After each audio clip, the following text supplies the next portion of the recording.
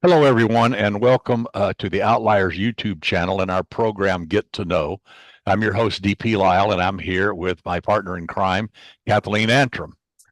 And it is great to be here. We have got an amazing guest today that Doug and I are both really excited about. Her name is Elizabeth Craig, and she is the best-selling author of, my gosh, I was looking, it's got to be right around 50 novels. Excuse me, 50 novels. She also writes as Riley Adams and Elizabeth Span Craig. Welcome, Elizabeth. It's great to have you here. Well, thanks so much for hosting me. I'm excited to be here.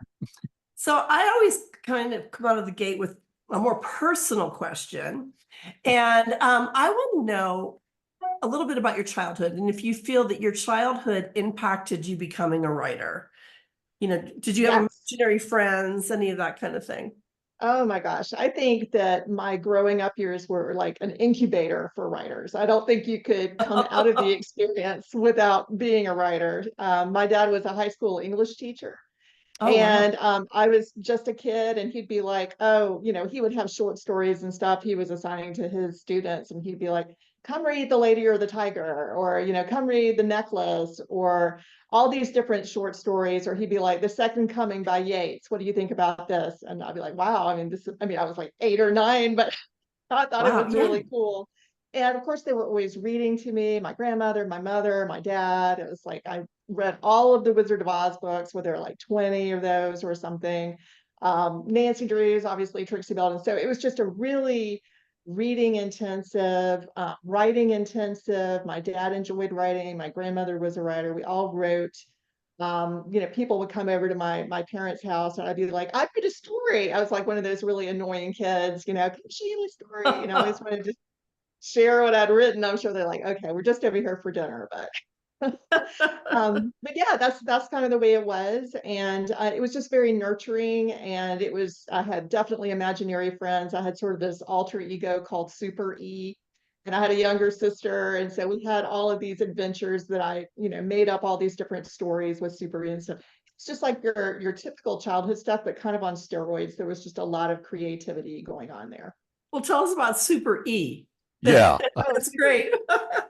Yes, well, she had a cape, of course, and Sure. she went around saving usually small animals or maybe old ladies walking across the street. It was, fairly limited what she did. She was a kid too, so she was like, probably 7 or 8 when I was writing these.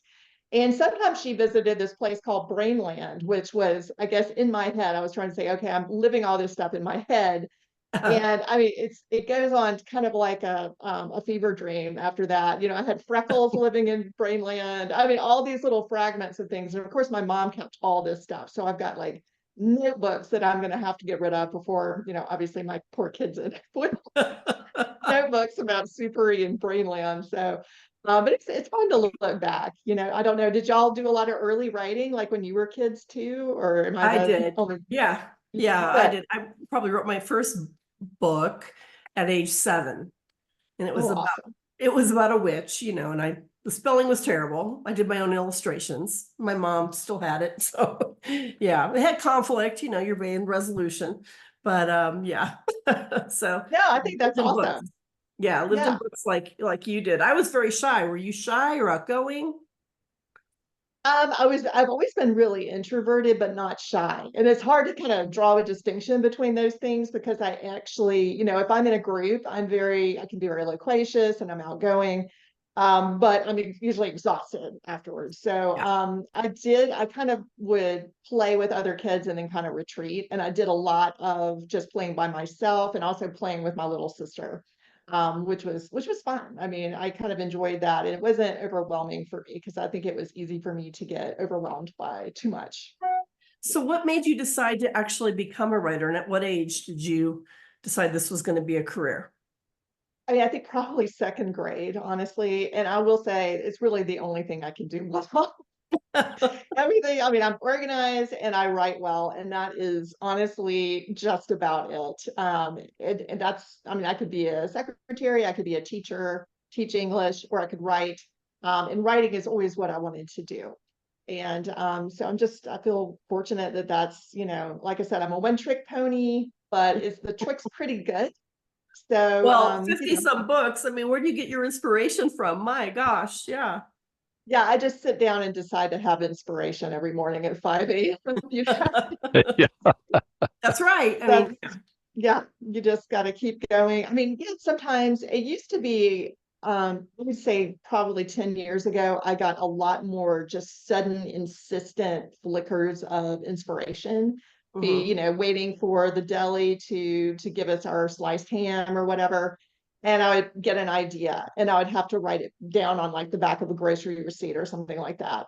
And then that, I think when I was just pumping my brain for inspiration, like I do now every single day and for hours, I think now my brain's kind of like, okay, it's like a trained muscle memory type thing where it's like, oh, this is what we do early in the morning. And I'm not giving you ideas right before you fall asleep or in the grocery store. This is what you get. Well, that's good, actually. It helps. I used to just record into my phone, give myself That's also a good idea. Yeah. Yes. But Well, Yeah. you're obviously very prolific and have written a ton of books. Let's talk about some of your series. You do the Myrtle Grove thing. What the Myrtle Clover? I mean, tell us about that series. Myrtle is an octogenarian sleuth, and she has a senior sidekick named Miles. And she is one of those people who just she's really nosy. She's sort of like Miss Marple from Agatha Christie, except she's older than Miss Marple, and she's possibly nosier. She's definitely likes to get in other people's business, and she can be kind of pushy. But that's really the only way to investigate crimes if you're a gifted amateur like she is. And this particular book is coming out next month.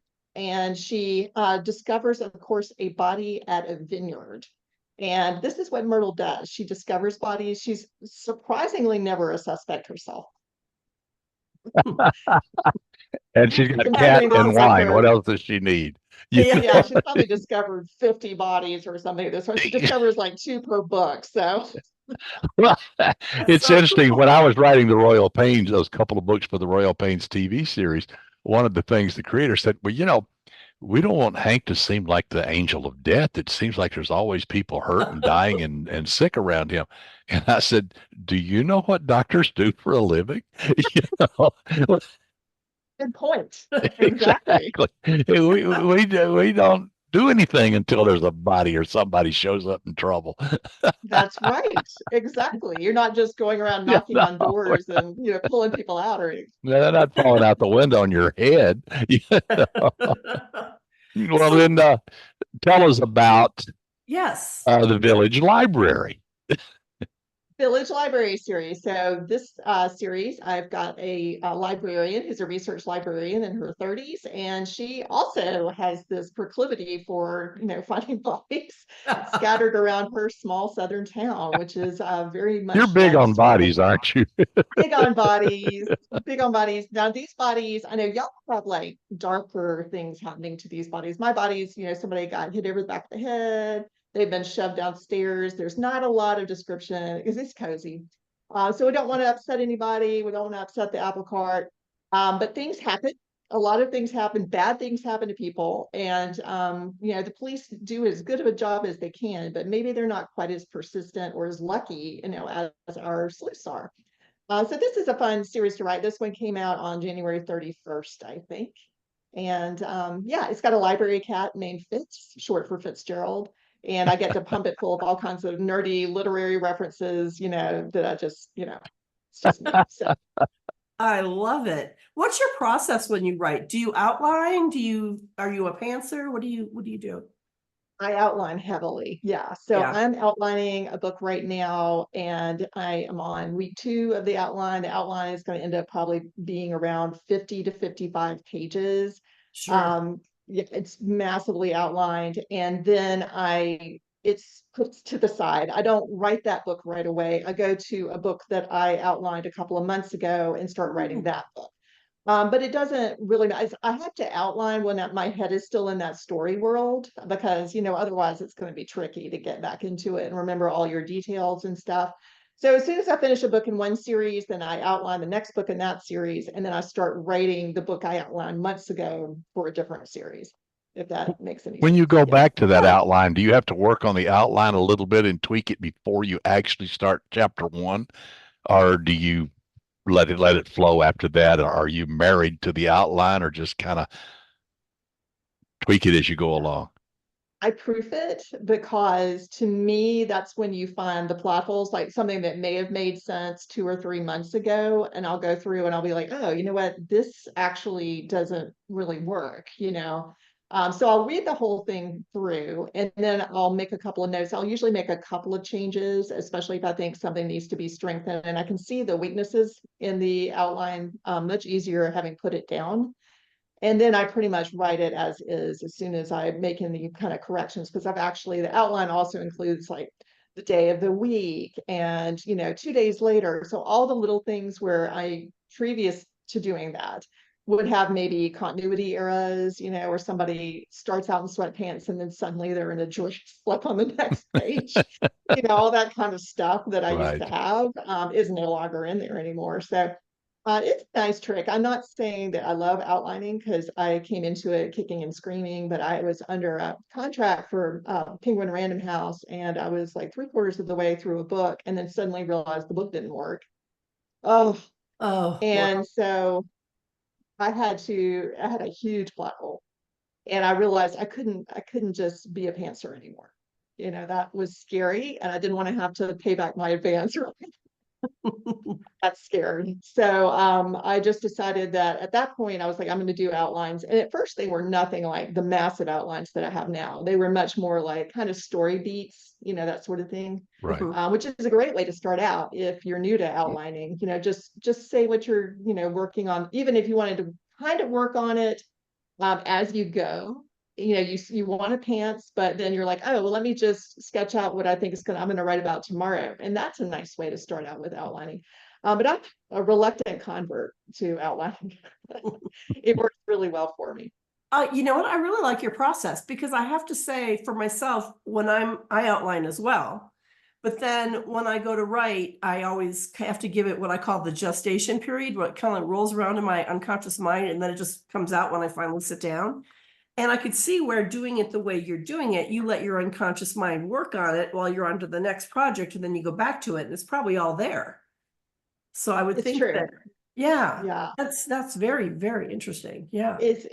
It's one of those things that's kind of a side effect of what I do. It's not originally why I ended up doing it, but it's one of the reasons that I enjoy doing it so much. I'm like, oh, I'm just catching all of my mistakes and I've got better ideas and I might even change some things around, but and then I just change it before I start working on it. But yeah, it's so much and it's just so fast. I mean, I can write a book in like sometimes 2 months, sometimes 6 weeks. It doesn't take very Wow. long.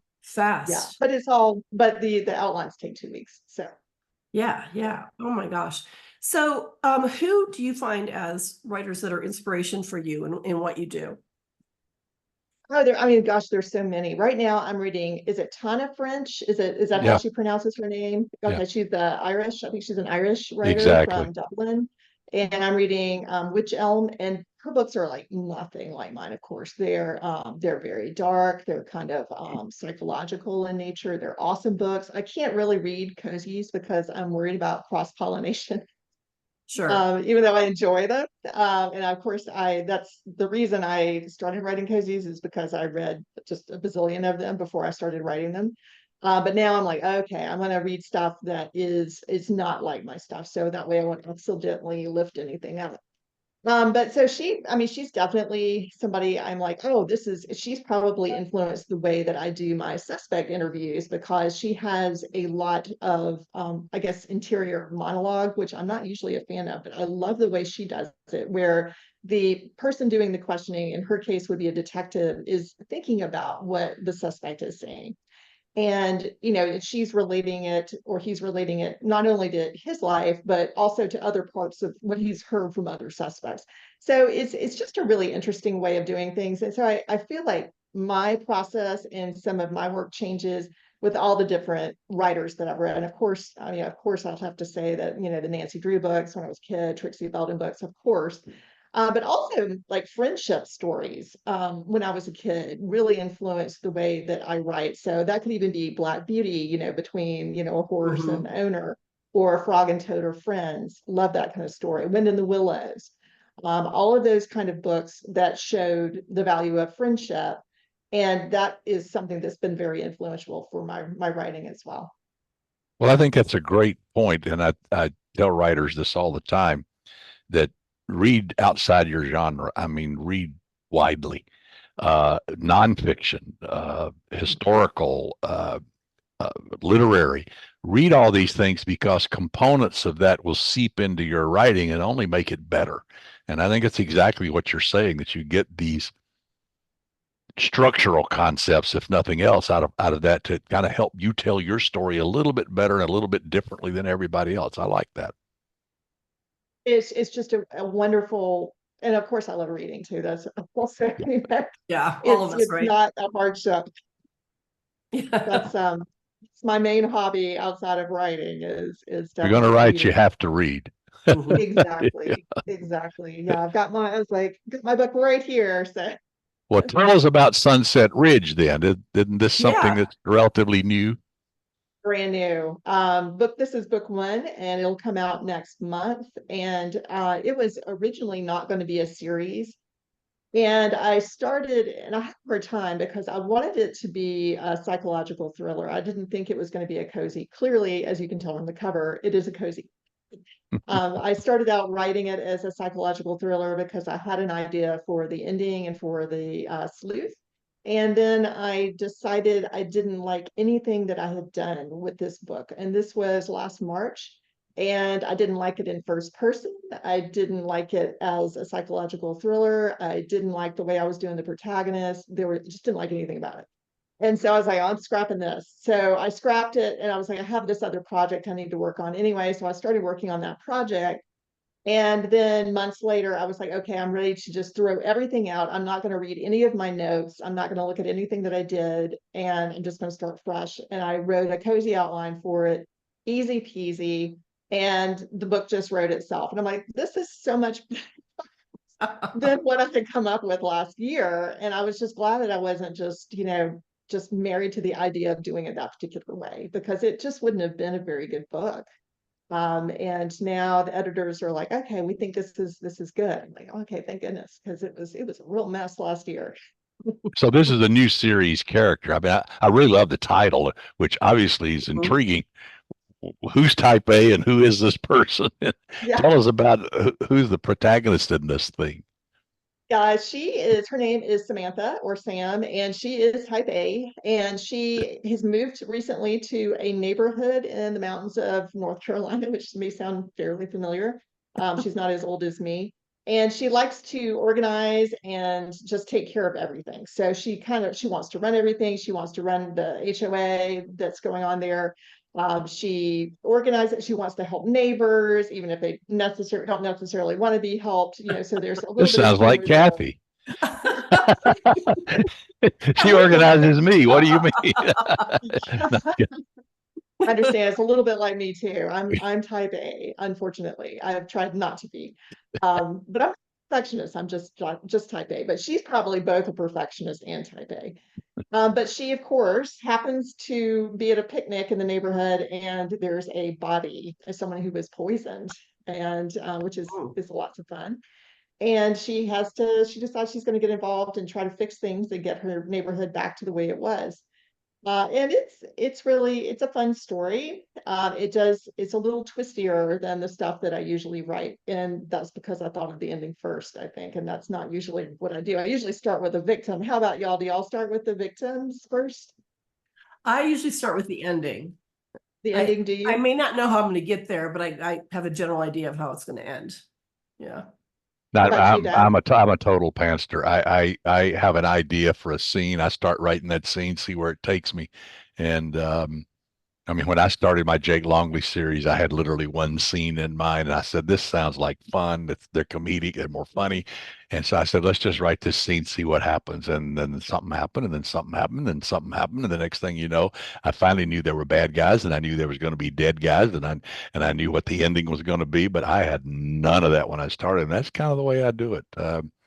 But you do I get miss yourself in that. trouble a little bit, but you can always fix it, you know, and then, You can yeah, always fix it. yeah, Yeah. And I great think idea. I probably would be more open to doing that now if I weren't so addicted now to outlining, Yeah. because now I'm confident that, after all these books that I can screw things up and I can fix them, like the book last year that was a disaster, that I fixed. But I like the idea of doing that. I remember one time I read a book like that as well, and the only thing I had trouble with were the transitions in between the scenes. I don't know. I was Right. just that took me a while to get the transitions working. But aside from that, I was like, this is so much fun because it was just coming to me in snippets like that. Well, you're also a prolific, I mean, I don't know how you have time with all this Yeah. writing, and Yeah. you're also a prolific blogger. I've been following your blog for years, and tell us about your blog and what the concept is and what you're trying to do there, because you have so many components to it, and it's just fantastic. Well, thanks. It's on my website, elizabethspancraig.com. It is for writers. I do have a series of posts on writing cozy mysteries, but I also focus on the writing life, writing routines, staying organized with writing, running into any kind of issues, self-publishing, traditional publishing, having done both. Also have guests on that know how to write things that I don't know how to write. And so that makes it interesting too. And on Sundays, I share a just massive, kind of huge list of links that come from everybody else's blogs and just by category. It might be something on character development, or it might be something on literary conferences, or it might be any kind of genre that you can imagine, from horror to poetry, to mystery. And you can kind of just get sucked in and click on a bunch of links and find out all kinds of information about what you want to write. Well, that's the lit link, and That's I get lost in there all the time. So, Me too. oh, because there's so much there. I mean, it's yes. amazing how you have time to do it, and but you go in there, and there's at least a half a dozen things in there you want to read every week. That's the problem. It You get is a you problem. interfere with my writing is what you do, That's the I know problem. it's so It's bad. a I good interfere with my thing. writing too. but it's fun. Yeah, yeah, yeah. There's a lot of Yeah. good content out there. There's just and people willing to share it, and I just learn things every day. And before I started sharing them, I was like, just reading all this stuff anyway. I should share it for other people because I'm spending all this time reading these links, and maybe other people could find them, useful too. Yeah, Sure. So good stuff. you said you got this book coming out next month, and so that implies that you're working on an outline from a few months ago and starting to write that. So what are we going to see from you next?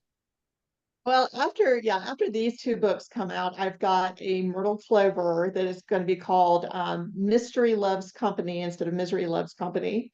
Yeah. And so I'm working on that one right now, which is fun. I'm having a good time with that. And then after that, I'm going to start working on, let me remember, I'll be working on a Village Library book after that. And so that should be coming out by the middle of the year. And then there is a Southern Quilting Christmas book that is coming out probably in October.